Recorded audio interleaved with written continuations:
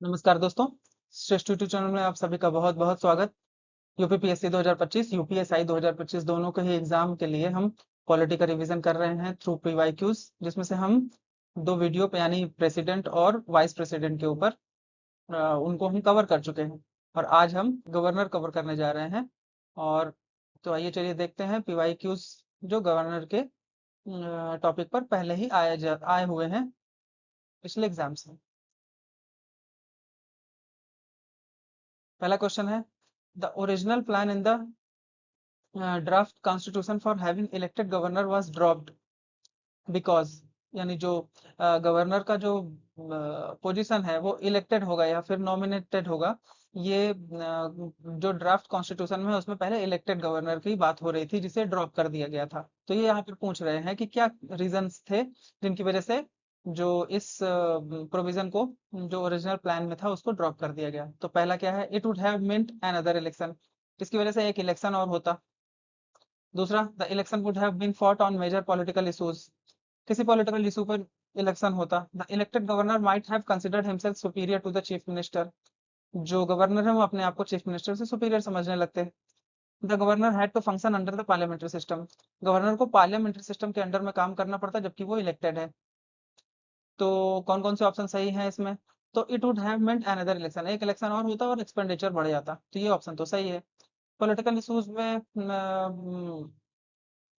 The election would have been fought on major political issues, जो election है वो किसी पॉलिटिकल इशू पे लड़ा जाता, तो ये कोई रीजन नहीं है। The elected governor might have considered himself superior to the chief minister, क्योंकि दोनों ही इलेक्टेड हैं तो दोनों में ही पॉलिटिकल क्लैश हो सकता था कि कौन सुपीरियर है कौन सुपीरियर नहीं है, कौन डिसीजन किस चीज में ले सकता है कौन नहीं ले सकता, दोनों ही क्योंकि इलेक्टेड है बाय द पीपल। तो ये ऑप्शन भी सही है। और the governor had to function under the parliamentary system, जो गवर्नर है उनको पार्लियामेंट्री सिस्टम के अंडर में काम करना पड़ता, यानी वो हैं तो इलेक्टेड पर उन्हें काम करना पड़ता सेंटर के अंडर में।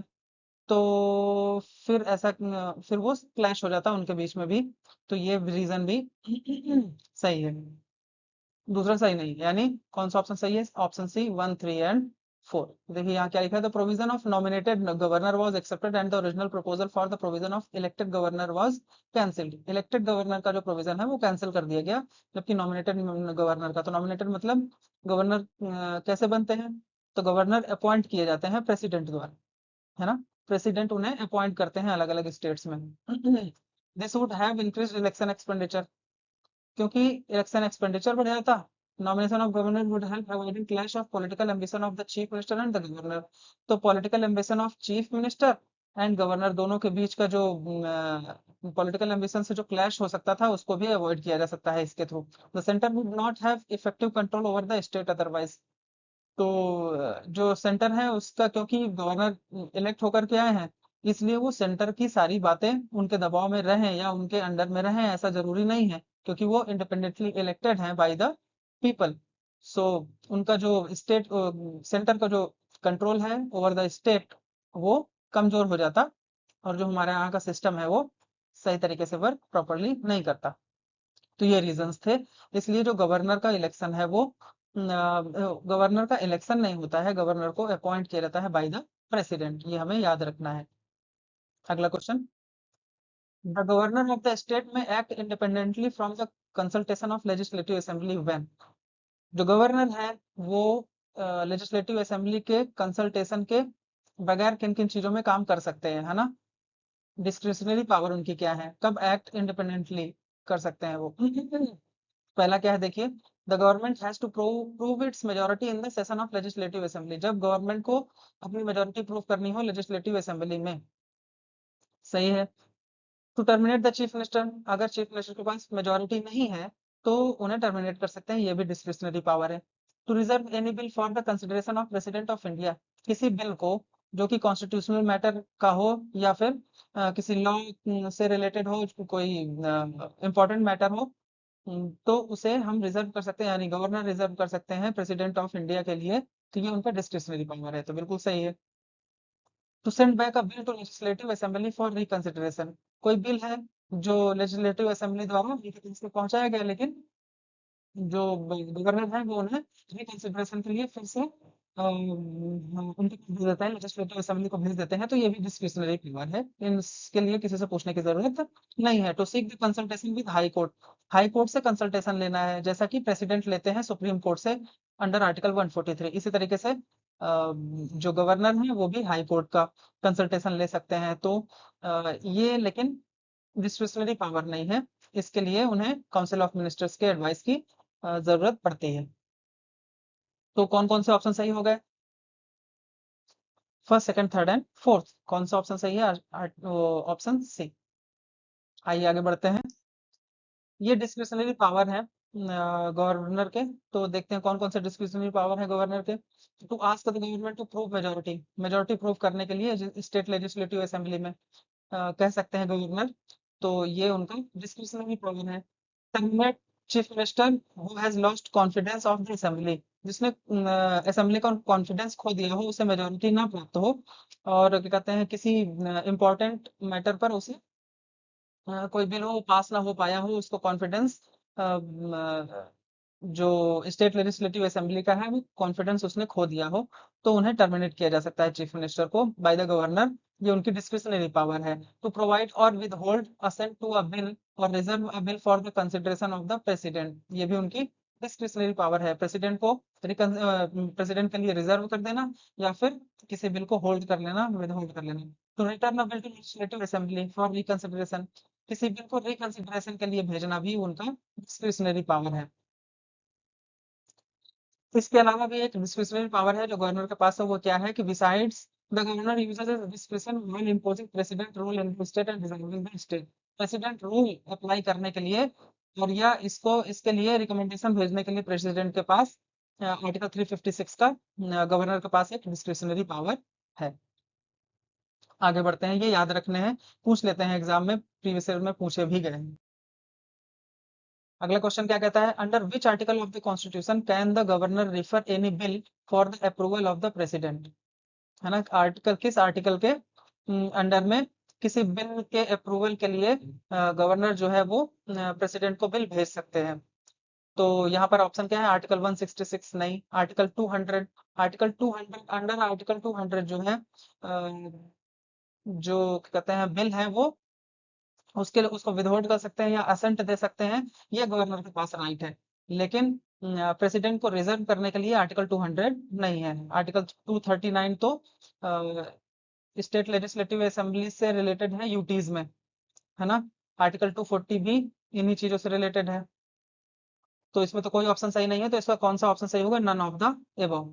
आर्टिकल 200 जो है वो बिल को असेंट देने के ऊपर है कि स्टेट लेजिस्लेटिव असेंबली ने कोई बिल किसको दिया असेंट के लिए, किसके पास भेजा? गवर्नर के पास भेजा, तो गवर्नर उन्हें असेंट दे भी सकते हैं या विदहोल्ड कर सकते हैं, ये आर्टिकल 200 के अंतर्गत आता है।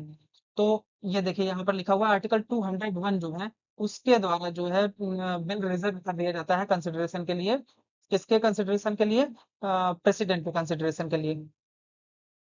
तो ये आर्टिकल दिए हुए हैं, article 200 assent to the bill by the governor, article 201 bill reserve for consideration, article 202 annual financial statement, यानी आर्टिकल ये आर्टिकल्स याद रखने हैं हमको। 200 में जो गवर्नर है वो किसी स्टेट लेजिस्लेटिव असेंबली के द्वारा जो भी बिल उनके पास आया है उसको असेंट दे सकते हैं या विदहोल्ड कर सकते हैं।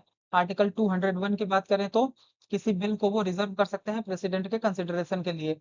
202 की बात करें तो बजट पेश करते हैं, उनके नाम पे ही बजट पेश किया जाता है, कहाँ पर? स्टेट लेजिस्लेटिव असेंबली में। जैसे प्रेसिडेंट के नाम पर एनुअल फाइनेंशियल स्टेटमेंट रिप्रेजेंट किया जाता है, कहाँ पर?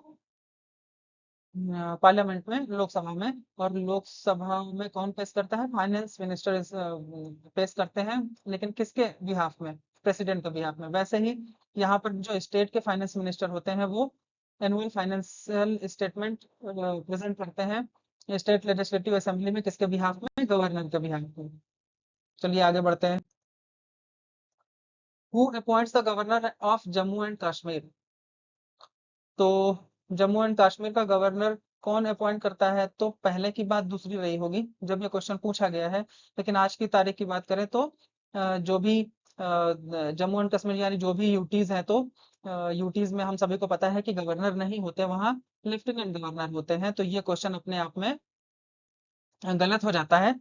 और तो अगर लेफ्टिनेंट गवर्नर की बात करें तो कौन अपॉइंट करता है? प्रेसिडेंट अपॉइंट करते हैं।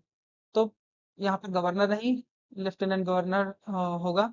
और कहते हैं ये क्वेश्चन अब जो है रिलेवेंट नहीं रहा आज के डेट में, 2002 का पूछा हुआ क्वेश्चन है। अभी जम्मू कश्मीर को यूटी घोषित कर दिया गया है और उनके लेफ्टिनेंट गवर्नर होंगे, गवर्नर नहीं होंगे। तो the head of state of Jammu and Kashmir is lieutenant governor, है ना, appointed by the president of India on the advice of the central government, क्योंकि प्रेसिडेंट जो भी काम करेंगे वो सेंट्रल गवर्नमेंट के एडवाइस से ही करेंगे। जो उनका पोस्ट है वो लार्जली सेरेमोनियल है, सेरेमोनियल पोस्ट है ना, लेफ्टिनेंट गवर्नर का, तो यानी उनका बहुत कंट्रोल नहीं है। और द चीफ मिनिस्टर वहाँ का डेकोरम बना के रखने के लिए, वहाँ के एडमिनिस्ट्रेशन के लिए जरूर लेफ्टिनेंट गवर्नर का काम है, लेकिन जो एक्चुअल पावर है वो है प्रेसिडेंट के पास है, और प्रेसिडेंट के पास है इसका मतलब सेंट्रल गवर्नमेंट के पास है। वहाँ के अगर स्टेट लेजिस्लेटिव असेंबली है तो वहाँ के जो चीफ मिनिस्टर हैं is the head of government and chairs the council of minister. वहाँ पर अगर लेजिस्लेटिव असेंबली है तो चीफ मिनिस्टर होंगे वहाँ पर, और काउंसिल ऑफ मिनिस्टर्स होंगे।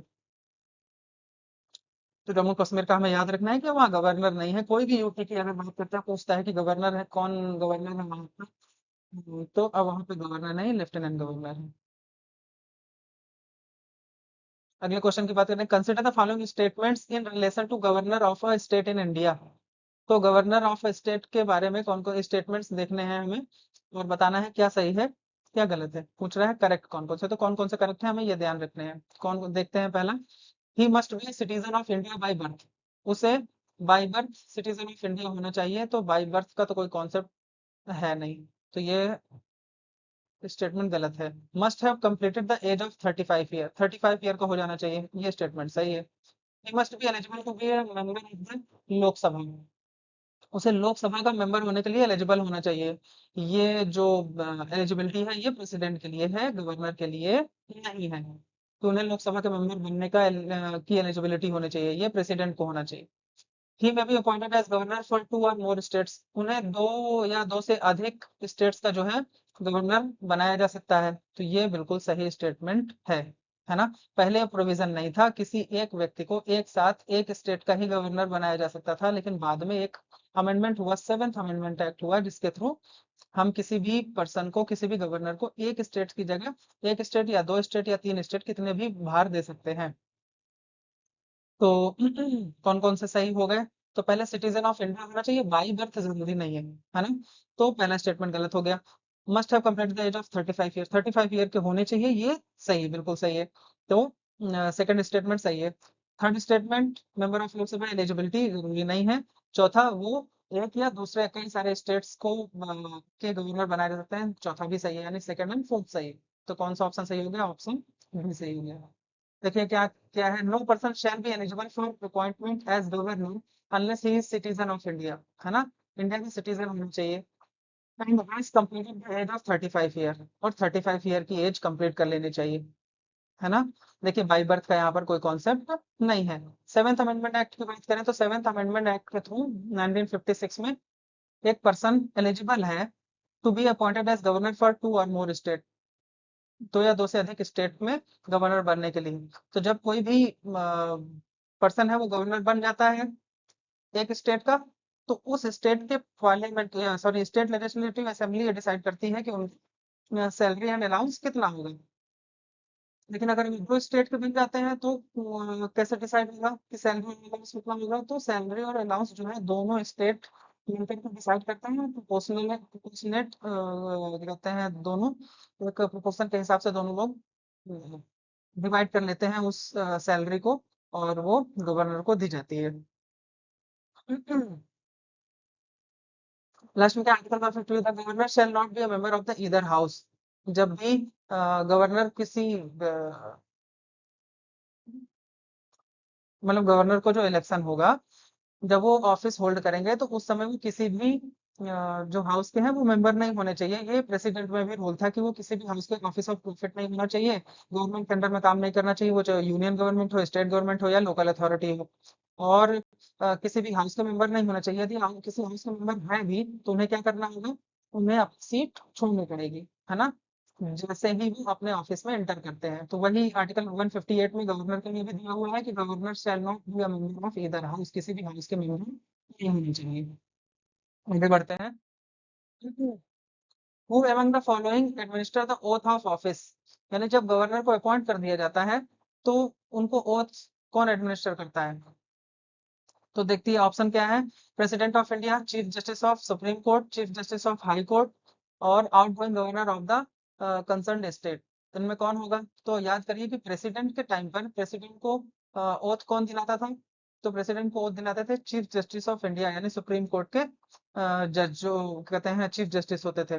तो गवर्नर की बात करें तो वो स्टेट के हैं, क्योंकि वो यूनियन के थे, इसलिए chief justice of supreme court. ये स्टेट के हैं, इसलिए chief justice of high court. ये याद रखना है और इस तरीके से ये याद भी हो जाएगा। ठीक है। तो every governor and every person discharging function of the governor shall before entering upon his office make and subscribe in the presence of chief justice of high court, यानी chief justice of high court के सामने exercising jurisdiction in relation to the state or in his absence the senior most judge of the court available, यानी chief justice of high court के सामने वो अपने office को hold करने से पहले शपथ लेते हैं, ओथ लेते हैं, है ना। अगर chief justice of high court available नहीं है तो कौन ओथ कराएगा उनकी, कौन शपथ दिलाएगा? तो फिर जो सीनियर मोस्ट जज अवेलेबल होंगे हाई कोर्ट पे वो कराएंगे, जैसा कि प्रेसिडेंट के केस में भी होता है। अगला question. Consider the following statement and select your answer from the code given below, है ना। स्टेटमेंट्स को पढ़िए और सही आंसर दीजिए। The governor does not have the power to appoint the जज of a state high court, governor के पास ये पावर नहीं है कि वो अपॉइंट कर सके जज of a state high court, state high court के जज को। तो सही है,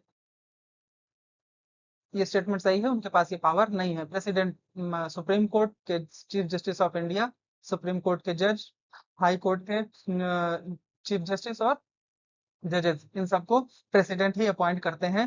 हालांकि वो कंसल्टेशन के थ्रू अपॉइंट करते हैं, और कंसल्टेशन में गवर्नर भी रहते हैं। स्टेट हाई कोर्ट के चीफ जस्टिस और हाई कोर्ट के जजेस को अपॉइंट करते टाइम।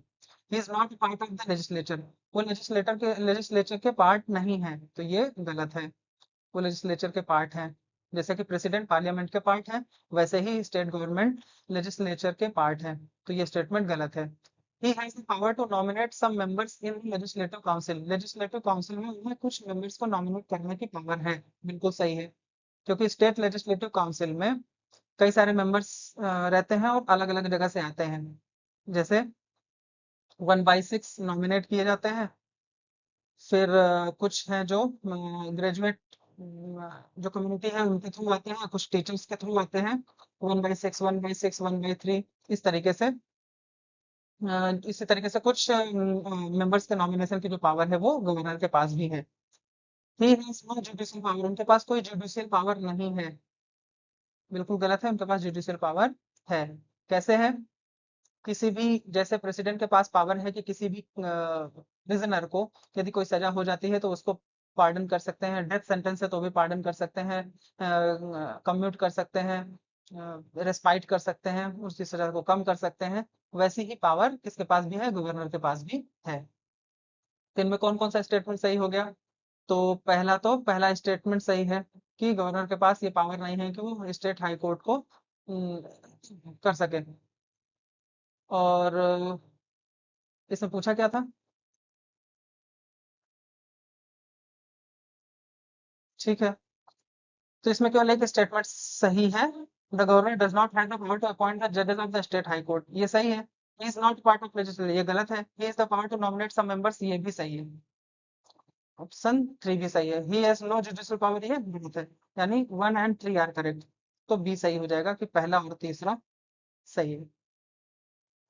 तो देखिए, the governor does not have the power to appoint the जजेस of a state high court, है ना।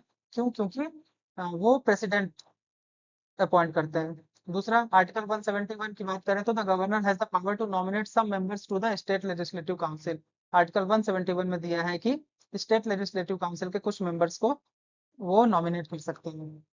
आर्टिकल 161 की बात करें, empowers the governor to grant pardon, वो पार्डन कर सकते हैं, रिप्राइव कर सकते हैं, रिस्पाइट कर सकते हैं, रिमिट कर सकते हैं, punishment or to suspend, remit or commute the sentence of any person convicted of any offense against any law relating to the matter which is executive power of state extends। यानी एक state का जहां तक extend है laws का, powers का, उन नियमों में अगर किसी ने ऐसा कोई कैदी है जो उन नियमों के उल्लंघन में बंद है, तो उन्हें क्या कर सकते हैं, छूट दे सकते हैं सजा पे। अच्छा, डेथ सेंटेंस को पूरी तरीके से माफ नहीं कर सकते हैं। तो डेथ सेंटेंस वाला जो पावर है किसके पास है, प्रेसिडेंट के पास है, वो इनके पास नहीं है। Pardoning power of death sentence governor के पास नहीं है। और एक पावर जो है जो गवर्नर के पास नहीं है, प्रेसिडेंट के पास है, वो कौन सी है कि वो कोर्ट मार्शल के थ्रू भी कोई प्रिजनर आया है तो उसे भी वो माफ कर सकते हैं, पर गवर्नर नहीं कर सकते। गवर्नर केवल किन कैदियों को माफ कर सकते हैं, जो स्टेट के अंतर्गत आते हैं, स्टेट के किसी लॉस को उन्होंने तोड़ा है तो उसके अंडर में आते हैं। आगे बढ़ते हैं। तो प्रेसिडेंट और गवर्नर के पार्डनिंग पावर में ये क्या क्या डिफरेंस हमने पढ़ा कि डेथ सेंटेंस को वो पार्डन नहीं कर सकते गवर्नर, जबकि प्रेसिडेंट कर सकते हैं। कोर्ट मार्शल के थ्रू में आए हुए कोई भी प्रिजनर है तो उन्हें उनके लिए कोई भी डिसीजन नहीं दे सकते, जबकि प्रेसिडेंट दे सकते हैं। तो ये अंतर है। Under the constitutional provision on bill, recommendation of the governor was required, but without recommendation of governor, it was introduced in Rajasthan Legislative Assembly and passed by it and sent to the governor now। यानी कोई bill है जिसे governor की recommendation require होती है पहले ही legislative assembly में भेजने किससे पहले, पर रिकमेंडेशन नहीं लिया गया और लेजिस्लेटिव असेंबली में उसे लेजिस्लेटिव असेंबली में वो बिल लाया भी गया और उसे पास भी कर दिया गया। तो ऐसे में गवर्नर, जब गवर्नर के पास भेजा गया तो गवर्नर क्या कर सकते हैं, तो where assent to that act was given by governor shall not be invalid. अगर गवर्नर ने अपना एसेंट दे दिया तो उसे इनवैलिड नहीं माना जाएगा बिल्कुल। या दूसरा ऑप्शन क्या है, the governor can refuse to assent on the ground of the violation of the constitutional provision. क्योंकि कॉन्स्टिट्यूशनल प्रोविजन की को वायोलेट कर दिया गया है तो गवर्नर उसे एसेंट देने के लिए रिफ्यूज कर देंगे। तीसरा क्या है, the governor will send such a bill to the assent of the president. वो ऐसे बिल को प्रेसिडेंट के पास भेज देंगे असेंट के लिए। द गवर्नर और the president assents it when the court will declare unconstitutional provision। अगर गवर्नर या प्रेसिडेंट इसे असेंट दे देते हैं तो जो कोर्ट है वो उसे अनकॉन्स्टिट्यूशनल बोल देंगे। तो ऐसा कुछ नहीं है। यदि वो पास भी हो जाता है स्टेट लेजिस्लेटिव असेंबली से और इसके बाद गवर्नर के पास पहुंचता है और गवर्नर उसे असेंट दे देते हैं तो वो उसे इनवैलिड नहीं माना जाएगा, उसे वैलिड ही माना जाएगा। जनरली ऐसा नहीं होता है किसी भी स्टेट में, पर क्योंकि राजस्थान में ये एग्जाम्पल आया है इसलिए इसकी बात हुई है, ये एज अ क्वेश्चन पूछा गया है।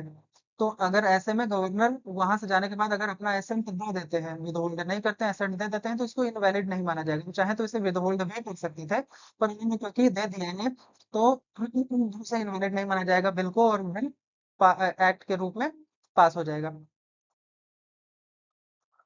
अगला क्वेश्चन क्या कहता है, the governor of a state can promulgate ordinance during recess of legislature under which of the following article of the constitution. तो अगर यहाँ पर गवर्नर कोई ऑर्डिनेंस पास करना चाहते हैं, प्रोमलगेट करना चाहते हैं, तो किस आर्टिकल के थ्रू वो ऑर्डिनेंस पास कर सकते हैं। तो पहले आप सभी लोग बताइए कि प्रेसिडेंट अगर कोई ऑर्डिनेंस पास करना चाहते हैं तो किस आर्टिकल के थ्रू करते हैं।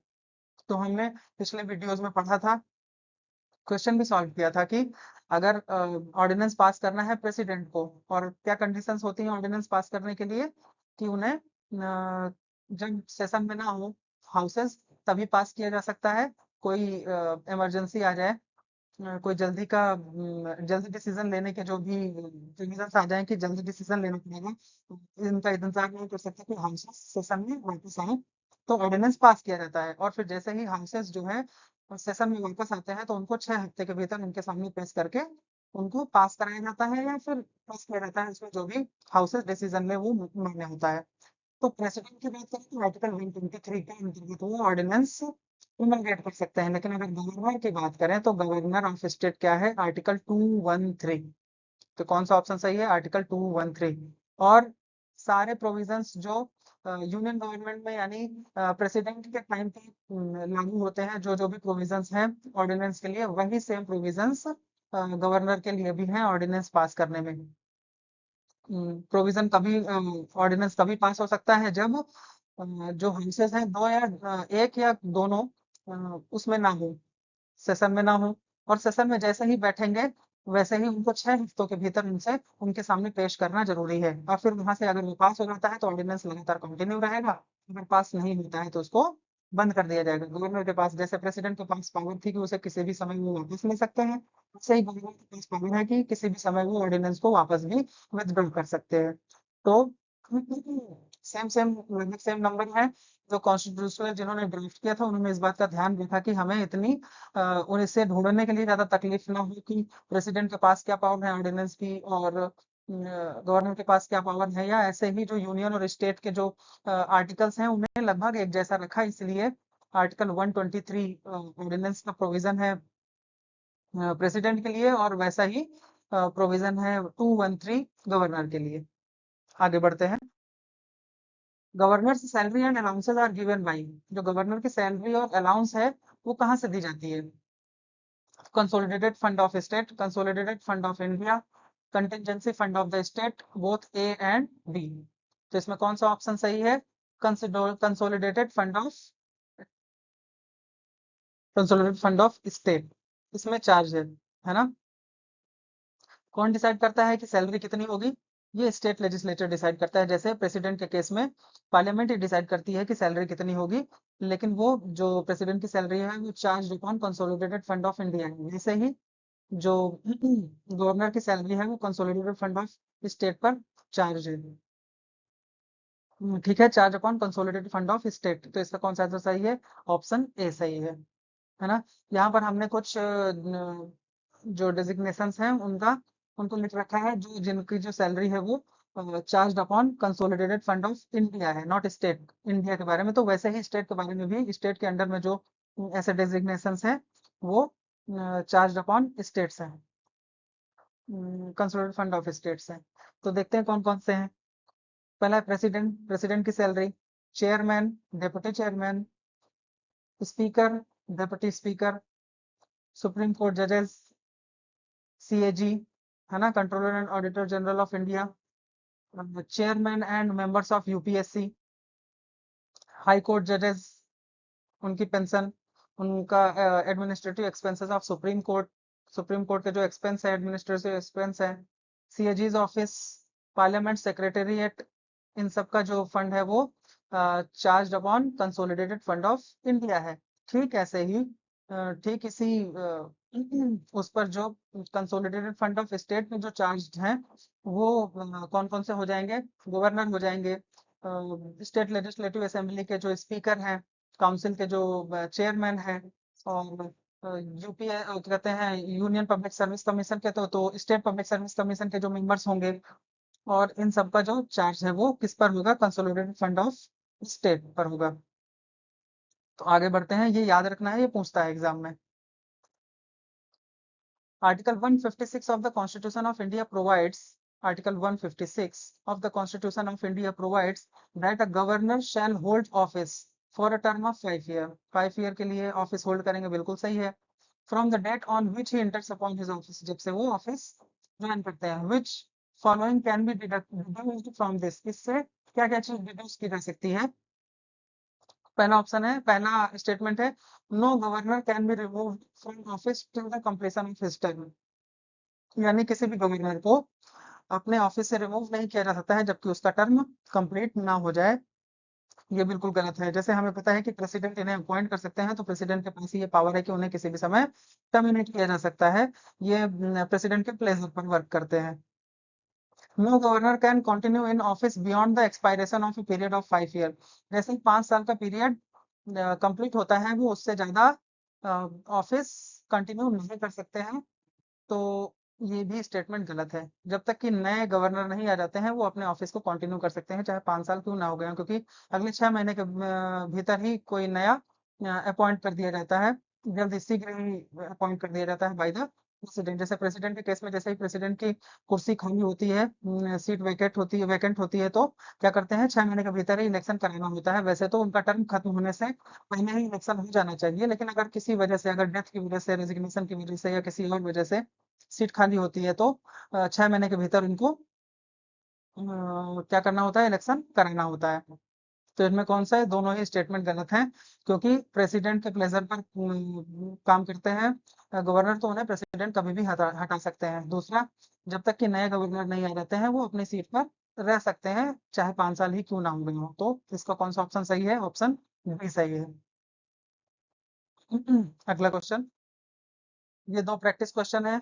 तो प्रैक्टिस क्वेश्चन में क्या है? The first lady to become governor of state in India, कौन सी महिला थी जिन्हें भारत में, यानी जो जब भारत फ्री हो गया, इंडिपेंडेंस मिल गई, उसके बाद जो पहली लेडी थी जिनको गवर्नर बनाया गया, वो कौन थी?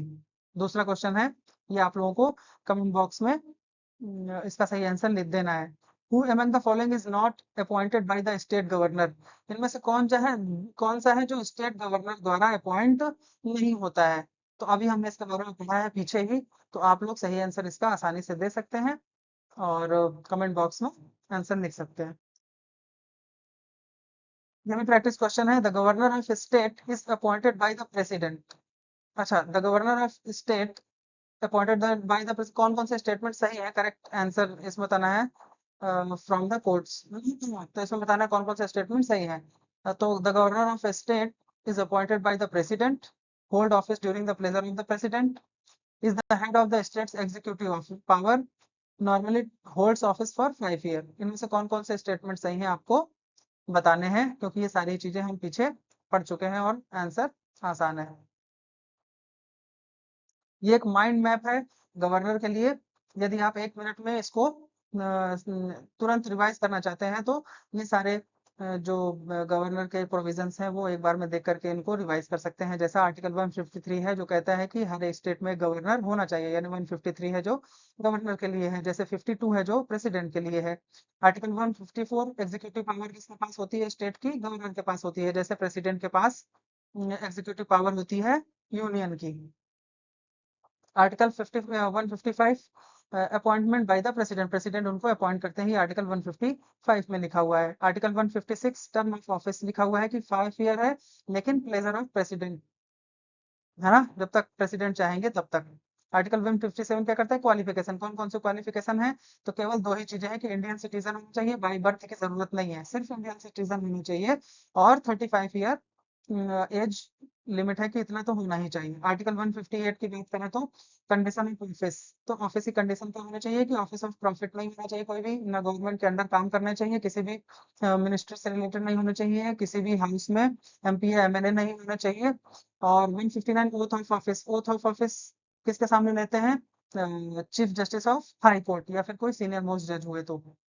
160, discharge of function in contingencies, किसके समय में वो कौन कौन से फंक्शन डिस्चार्ज कर सकते हैं, कौन कौन से डिस्क्रिशनरी पावर उनके पास है। एग्जीक्यूटिव पावर्स क्या है? अपॉइंट, सीएम को अपॉइंट करते हैं, मिनिस्टर्स को अपॉइंट करते हैं सीएम के एडवाइस में, एडवोकेट जनरल को अपॉइंट करते हैं सीएम और मिनिस्ट्री के मिनिस्टर्स के एडवाइस में, स्टेट इलेक्शन कमिश्नर को भी अपॉइंट करते हैं। Executive powers can recommend president rule, है ना, प्रेसिडेंट रूल को रिकमेंड कर सकते हैं, ये इनके पास डिस्क्रिशनरी पावर है। पॉलिटिकल लेजिस्लेटिव पावर्स कौन कौन सी इनके पास? ये समन करते हैं, प्रोरोग करते हैं, असेंबली को डिसॉल्व करते हैं, आर्टिकल 174 के अंडर। लेजिस्लेचर को एड्रेस करते हैं कब? जब भी इलेक्शन होता है, उसके इलेक्शन खत्म होने के बाद जो स्टेट के इलेक्शन होते हैं, उसको खत्म करने के बाद जो पहला सेशन होगा उसमें भी वो एड्रेस करेंगे, और हर साल पहले सेशन में वो एड्रेस करते ही हैं। बिल एसेंट और reserve bill for president, article 200, 201, can return non money bills, article 200। Ordinance making power, article 213 हमने पीछे ही पढ़ा है। Lays report before legislature, finance commission और finance annual statement. Judicial power कौन सी है? आर्टिकल 161 के अंतर्गत पार्डनिंग पावर है। और अगर प्रेसिडेंट की बात करें तो 70, आर्टिकल 72 के अंडर में उनके पास पार्डनिंग पावर है, रिप्राइव पावर, रेस्पाइट और रेमिशन, ये सब वो कर सकते हैं आर्टिकल 72 में प्रेसिडेंट। लेकिन अगर गवर्नर की बात करें तो आर्टिकल 161। डिस्क्रिशनरी पावर की बात करें तो अभी हमने पढ़ा ही था कि अगर मेजोरिटी नहीं है तो सीएम कौन होगा, है ना, अगर मेजोरिटी नहीं है तो असेंबली डिसॉल्व कर सकते हैं, प्रेसिडेंट के लिए रिजर्व कर सकते हैं, प्रेसिडेंट रूल रिकमेंड कर सकते हैं, आर्टिकल 356। फाइनेंशियल पावर की बात करें तो एनुअल फाइनेंशियल बजट पेश करते हैं स्टेट लेजिस्लेटिव असेंबली में, और नो मनी बिल, कोई भी मनी बिल जो है उनके कहीं रिकमेंडेशन जो है पास नहीं, वो सॉरी पेश नहीं किया जा सकता है। कहाँ पे? स्टेट लेजिस्लेटिव असेंबली में। इमरजेंसी पावर क्या है? पीछे ही पढ़ लिया है, आर्टिकल 356 के अंतर्गत वो प्रेसिडेंट रूल के लिए रिकमेंड कर सकते हैं। और acts as agent of the centre during the emergencies के समय में सबसे ज्यादा जो पावर हो जाती है स्टेट की, वो किसके पास आ जाती है? गवर्नर के पास आ जाती है, और वो directly as agent of centre काम करते हैं। तो ये था माइंड मैप ऑफ गवर्नर। अगर आप तुरंत तुरंत रिवाइज करना चाहते हैं लास्ट समय में, इसको रिवाइज करके जा सकते हैं। और हमने गवर्नर के लगभग सारे क्वेश्चंस हमने इसमें कवर कर लिए। आप एक बार गवर्नर रिवाइज कीजिए और इन क्वेश्चंस के थ्रू क्वेश्चन सॉल्व करने की कोशिश कीजिए, तो आपको एक पूरी डीप अंडरस्टैंडिंग गवर्नर की, और जो पीछे पिछले वीडियो प्रेसिडेंट और वाइस प्रेसिडेंट की है, उसमें से एक डीप अंडरस्टैंडिंग बन जाएगी और कोई भी क्वेश्चन गलत नहीं होगा। Thank you for watching. और बने रहने के लिए पीएम, सीएम और काउंसिल ऑफ मिनिस्टर्स का जो वीडियो है आगे आने वाला है, आसानी से आप तक पहुंच जाए, इसके लिए चैनल से जुड़े रहिए, सृष्टि को सब्सक्राइब करिए। बहुत बहुत धन्यवाद।